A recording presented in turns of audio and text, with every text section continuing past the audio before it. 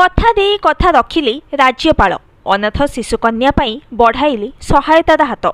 देवगढ़ जिला बारकोट ब्लॉक बड़म ग्राम पंचायत नुआगाँ ग्रामर स्वर्गत शिव किसान अनाथ झील पूजा किसान को गत 25 तारिख में 1 लाख टंका सहायता राशि राज्यपाल स्वतंत्र पांठि प्रदान करिसेंती। पूजांकर बड़ भौणी लीजा किसान बैंक अकाउंट रे 1 लाख टंका डिपोजिट होईछि।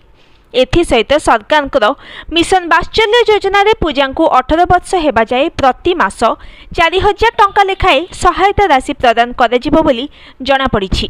गत मार्च 4 तारिख में महामहिम राज्यपाल रघुवर दास देवगढ़ गस्तरे आसीथिबा बेले बड़म पंचायत को परिदर्शन रे जाइथिले।